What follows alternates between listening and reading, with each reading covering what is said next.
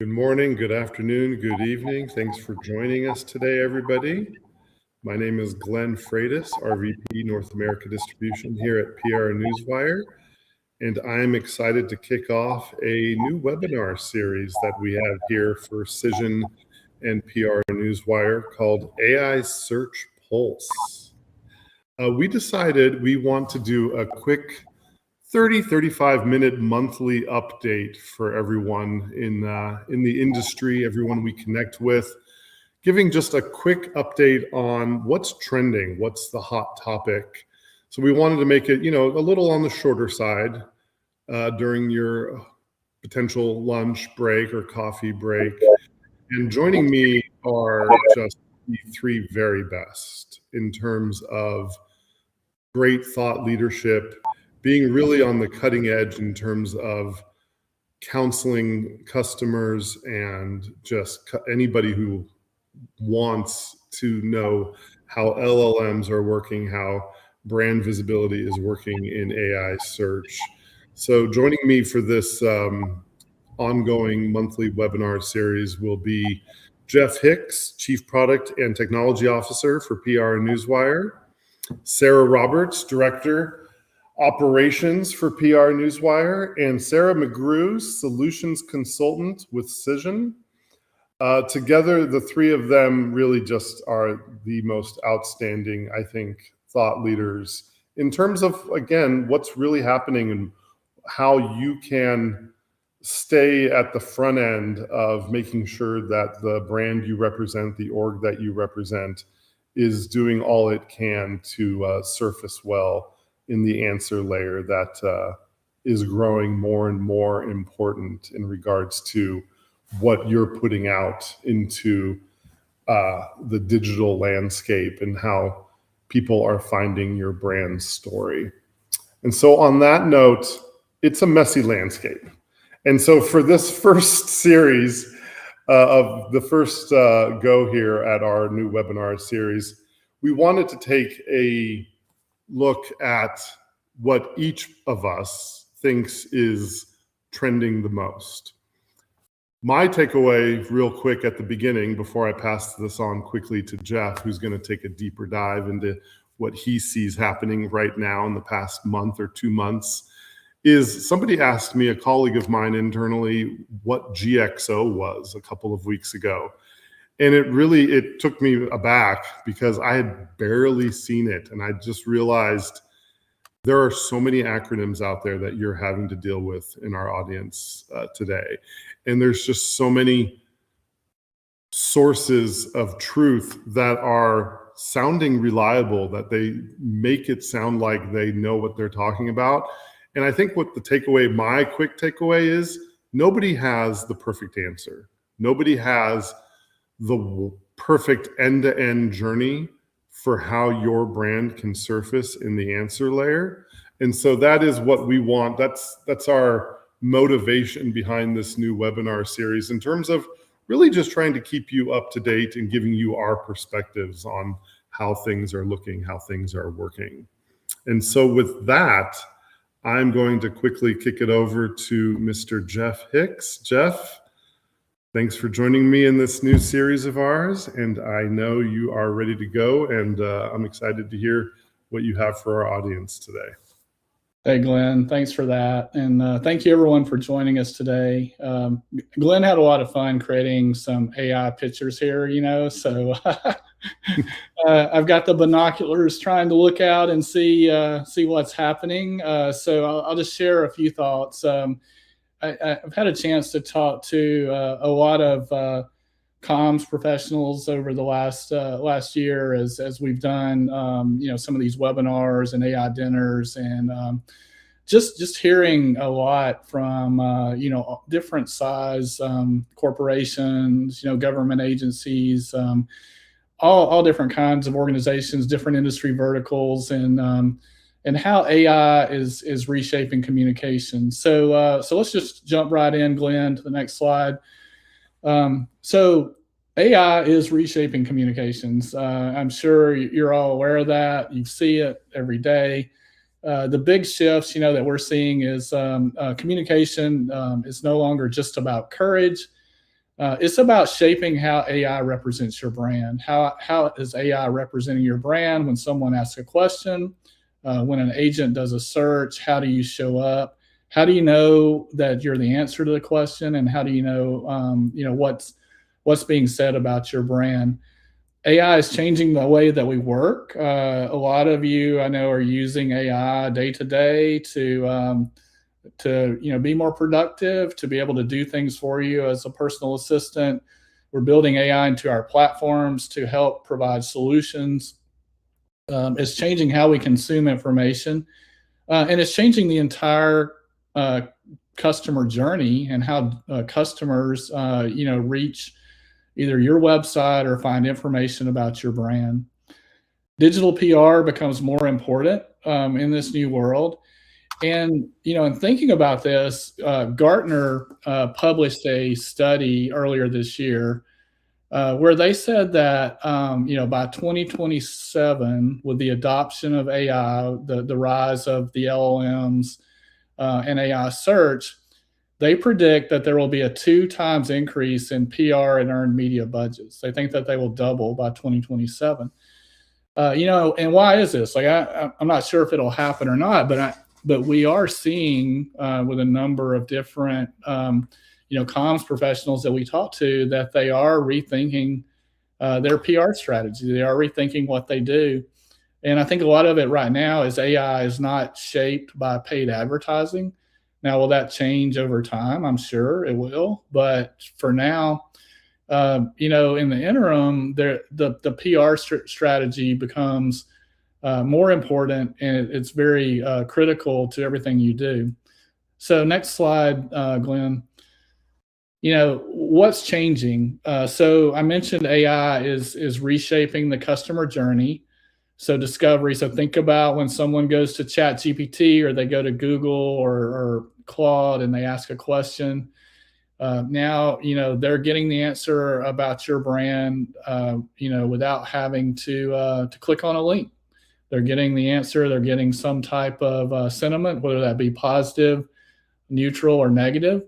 And they're getting information and then using that in agentic workflows to make decisions.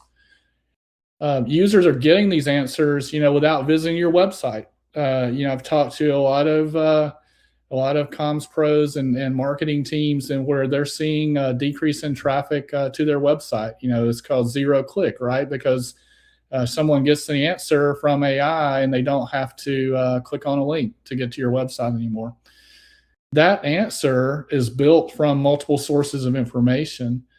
Or worse, if AI doesn't have the information, it may make up an answer. So all of these, the information that you're putting out now is more vital than ever for helping AI to shape that answer. So, what does this mean for your digital PR?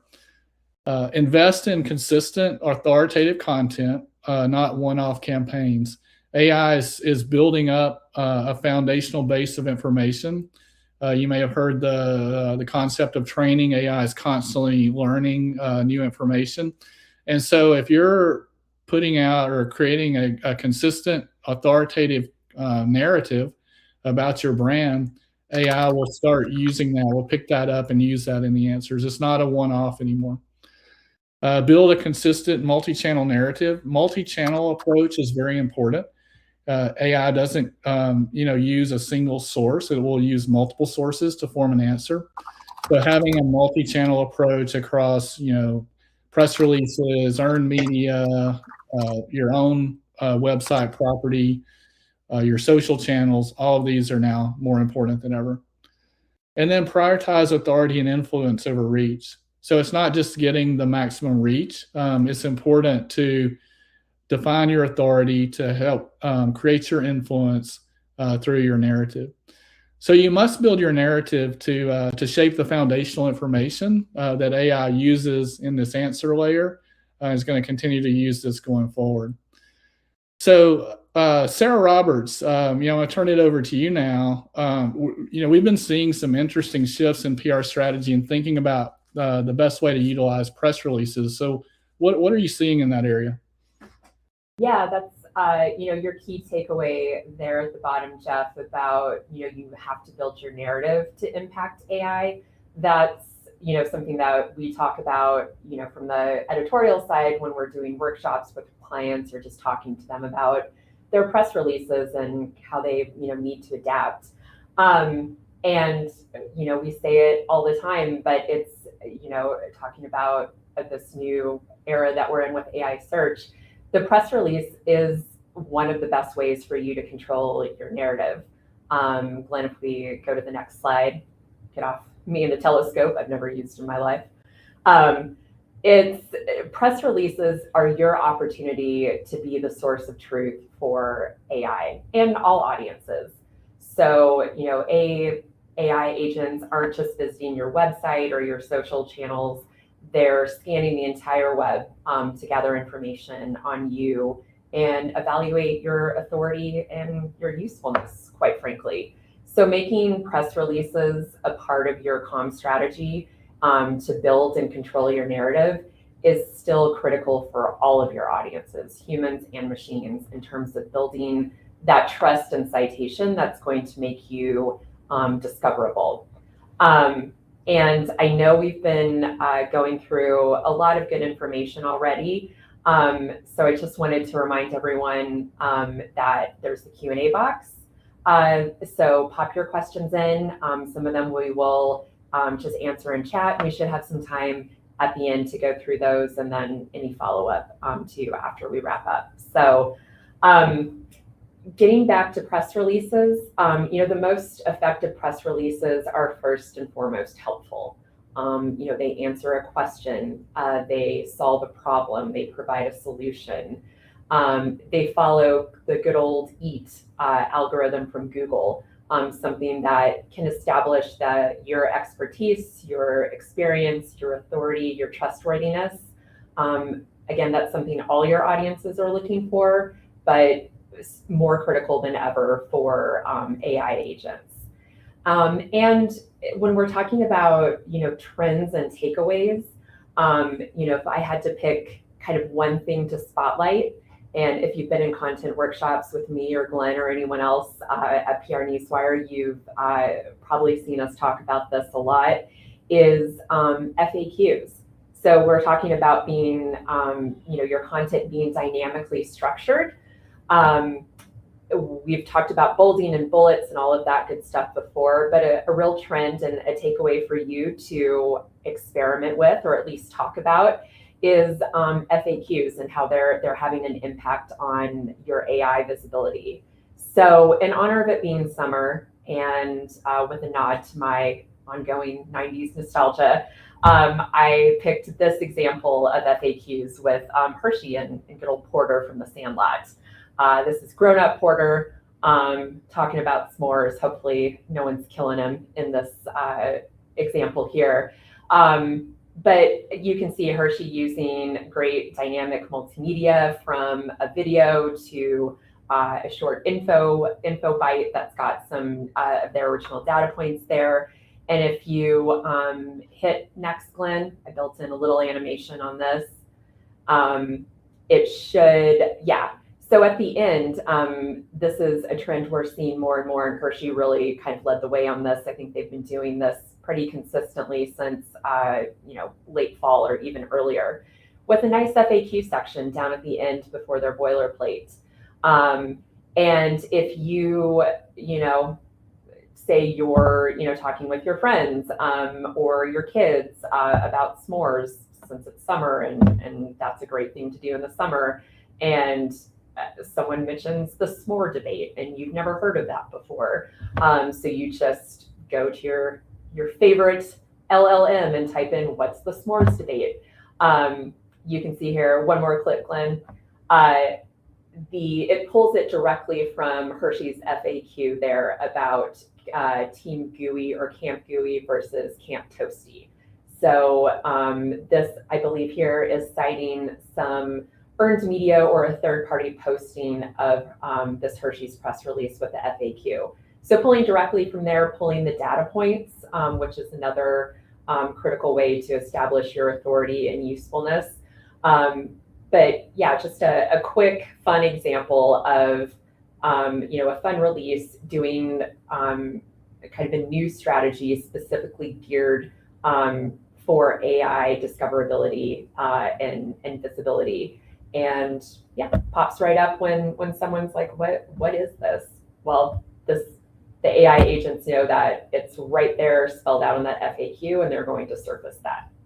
So that's just a quick takeaway from some trends and some best practices kind of in the press release landscape. But Sarah is our agentic search guru, and I know she's got a lot more detail and insight into that. So I'm going to kick it over to her. Thanks, Sarah. And the press release is a great example. The FAQ, having AI pull that in word for word, we're seeing that more and more across the board. It literally becomes the answer for a lot of these AI LLM structures. So hold on to that because we're going to dive a little bit deeper into the landscape. The world that I kind of lay in is the data and analysis and the reporting and results of a lot of this landscape that's changing. And this is a huge example of it. So right off the bat, this number looks fake. When I was digging into numbers, 8,000% growth seems like an insane amount in a single year. But that's how much agentic AI traffic grew from the start of 2024 to the end of last year. And it's increasing even still. So we're seeing those numbers rise and kind of plateau into a space that we're in now in 2026. But agentic means that the bots are acting for a person instead of just scraping for training data. So it's a big shift in how AI works across the board. And just as anyone looking at this slide does the math, we're looking at about 80 times more. So one bot that was making decisions at the beginning of 2024 is now 80 of them in the big picture, where we've multiplied significantly. So this number was pulled in from Human Security, and they pulled this from over a quadrillion interactions in a single year. So it's a pretty well-researched kind of metric and stat. But the part that I care about, the part that's really big in this world, is that the old bots were just readers. They were skimming the pages, they were taking notes, they were wandering off. And these new ones are doers. These bots are an assistant that you hand your card to and say, go find the right one and buy it for me. And it's bringing back the answer. It's making all sorts of decisions on your behalf and preparing an answer. So oftentimes people aren't even seeing the original source unless they request it specifically at this point for a lot of the LLMs. And this, just to ground us, this has already happened. This has happened in under 2 years. And our audience has changed significantly. So if we kind of move into the next slide, some more unsettling facts here, a little bit of a change to our audience overall. For the first time ever, there's more bot traffic on the internet than human traffic. So Cloudflare puts it around 57% bots. A completely separate independent study puts it around 53%, but we're seeing more bots online than people. So again, all of the things, all the best practices for LLMs are really important. We still need to reach both human and AI audiences, but just kind of want to put this in perspective. I've been traveling around a lot, having conversations at different conferences with both commercial and public sector teams, and just want to ground in the reality that like we live in a different world now where AI is very present. It's not something that's coming, it's something that's here. It's a shift that's happened as we're kind of looking at this space and why it matters for all of us, because this is our new reality. And I'll go ahead and kick it to the next slide for me, Glenn. As we're looking at this, the last couple of years, as people have become familiar with LLMs, AI has been summarizing for all of us, and we've been nervous about it. It's been paraphrasing our content. It's been pulling in from whatever sources it wants. And now the shift is that it's making choices based off of the summarizations and things that it's pulling. So it's really important to make sure that there's content addressing the questions being asked online. It's really important that the AI has trusted source and trusted content to pull from, and that it's the narrative that your organization wants it to have. And the only way to do that is to create that content, to distribute that content, to make sure that it's on trusted sources, from owned domains to press releases, to other trusted sources, and making sure that your narrative across all of those sources echoes, that it is the same messaging across, because LLMs are pulling from social, they're pulling from press releases, they're pulling from owned content, and each of the different LLMs prioritizes different things across the board. So as we're looking at these new agents and how they work and agentic AI overall, they're browsing, they're comparing for us, they're buying in some cases. So they're making that choice to buy on a person's behalf. And those answers are getting assembled before people ever get to look, making that content, making that narrative more important than ever. So kind of looking at an agent buyer, looking at the different pieces, we don't have that visibility anymore. When people are using LLMs, they don't have the visibility on the original source. And sometimes you can have it cite a source and it's iffy on whether or not that's real. But as we move into this agentic era, rather than just crawlers and just typical bots that are reading and researching, we need to make sure that that narrative is front and center and that we're in control of it. So kind of changing and shifting from how we've operated for quite some time and looking at the next steps and what success and measurement looks like in this era when we're dealing with agentic bots. So that's kind of where I specialize in, definitely something to dig into in a future webinar, but kind of wanted to set the stage in that we're dealing with a whole new world online, and it's already arrived. And if anything, it's growing in an agentic direction. And again, just agents are going to make decisions on the person's behalf, rather than just pull in research and bring in that data for them. So that's my piece for our session today. Thank you, Sarah. That was great. I warned you, everybody in the audience, my three colleagues here are just top-notch in terms of being able to talk. Also, lesson learned for all three of them, letting me have control of the slides. They are all three very professional presenters, do a lot of industry dinners and conferences. And so they were dependent on me to transition today, which I think especially Sarah Roberts knows that I am always delayed. So I apologize. It's always fun though. So we have a lot of questions and perfect timing right at the 24 mark. We wanted to keep this again to a 30-minute segment for you each month, approximately, plus or minus one.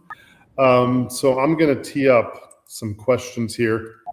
If we don't get to your question, please know that we always look through all of the questions and feedback that you provide us. And it really does help us then shape future, and especially now that we have a consistent monthly webinar series, it will definitely influence what we talk about in future editions here. And so definitely give us your feedback, ask your questions, and we will try to get to them. And I will stop, and I'm going to kick it off right away. Sarah Roberts, are you actually putting the FAQ into the press release? Does it work as well if you link to a dedicated FAQ page on the customer site? Can you go a little bit deeper on FAQs and how to use them? Yeah, that's a great question, and a really common one that we get in content workshops when we first kind of present this to clients when we're talking about trends, because it's new and it looks like something that belongs on your website where it's historically been. So Yes, sorry, I have to think about the first part of the question. Yes, it is. So the best practices are to pick, I'd say, between 3 or 5 of the top FAQs to actually put in the release. So the best place to put them is at the end before the boilerplate. 3 to 5 is kind of a sweet spot. Think about what your target audience is going to be searching for. And think about unbranded prompts too, where that, it doesn't have like, a question that doesn't necessarily have your company name in it, or, a very particular branded product. Think about what your target audience is going to be searching for. I just did a workshop with Garmin yesterday, and one of their top performing releases was a partnership with an FDA approved birth control app, and how Garmin smartwatches are integrated with that. So instead of searching for, instead of writing an FAQ that is branded with like company names and very specific,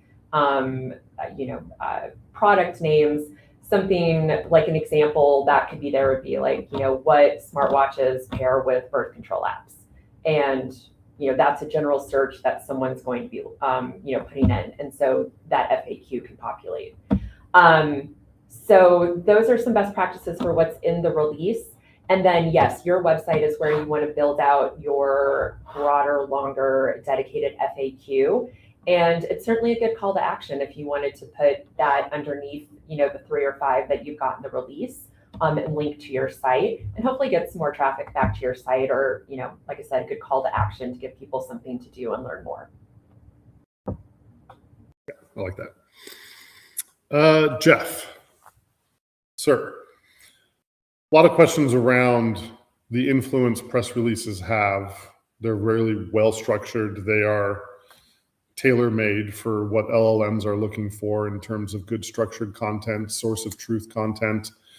What is, from your perspective, the weight that LLMs are putting on press releases versus earned media versus a client's blog, just from your side in terms of, especially building out the back end of PR Newswire's technology around working with LLMs and working and providing clients, great tools in terms of crafting good content that's AI search friendly.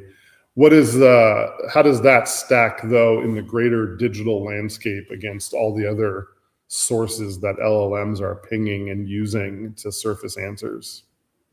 Yeah, that's a great question, Glenn. And we're seeing the press release to be highly valuable content for the LLMs in terms of just, the number of citations we see for prnewswire.com, highly ranking, just the mentions for our brands and for our customers. There's a lot of different factors, and just, overall, the multi-channel approach is important. We see the press release being weighted really highly. I think, that's due to just the structure of it. It's well structured, high quality content, authoritative, trusted, a high domain authority. There's metadata associated with it that allow LLMs to pick up information and build kind of a graph of information around that press release. So press release is very high. Earned media also, as a trusted source, vetted by journalists, collaborating and kind of corroborating the press release. We see those show up together. And then your own website is also an authority about your brand, and your own website is more important than ever. Like just refreshing the content on that website, because we see AI cite information from years, like typically 1 to 5 years, but we've seen it go back up to 10 years or more to cite information from a website or a press release. So your own property, and then your social channels. Google prioritizes YouTube content, so having a solid YouTube content, maybe for how-to or product information, is also very important.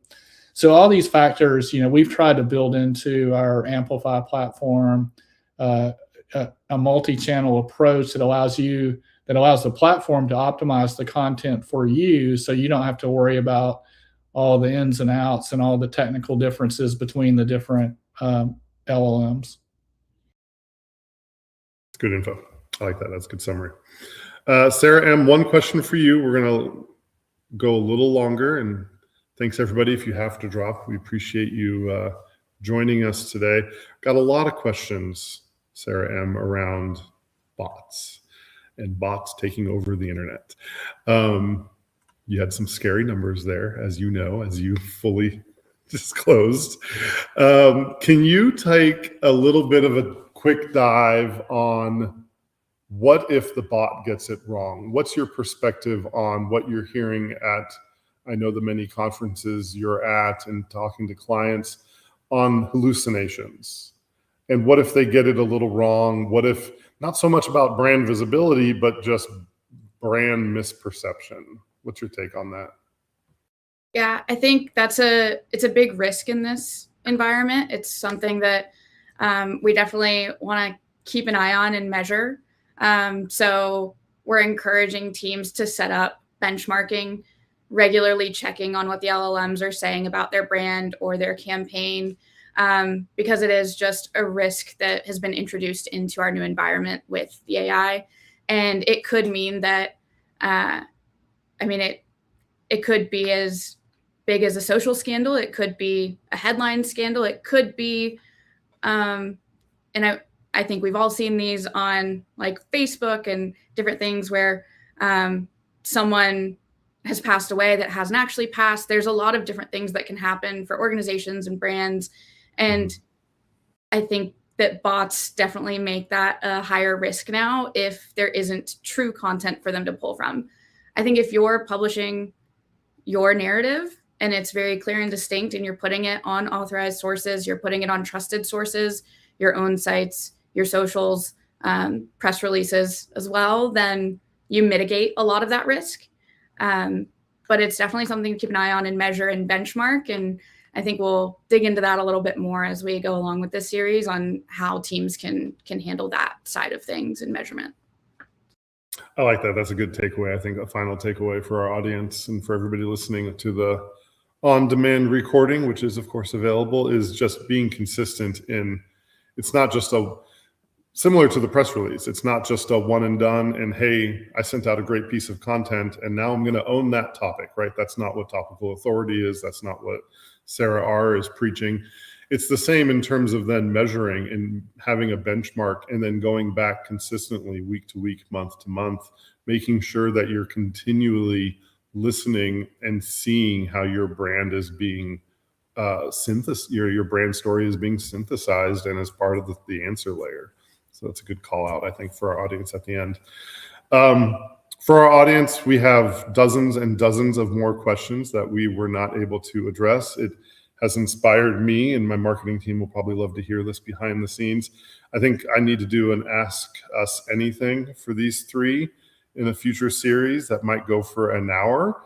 I think we have so many questions that I want to ask, but I will keep to our promise of approximately 30 minutes. The four of us really appreciate you taking the time to join us today, to listen in, and we hope that you come back around. We'll be here again on Wednesday, July 15th at 11 a.m. U.S. Eastern Time. And again, you can always download and record, listen to the recording at whatever time is better suited for you and for whatever region of the world you're in. And we appreciate you joining us today. And thank you three for coming along on this ride here for our new webinar series. Yep. Thank you, everyone.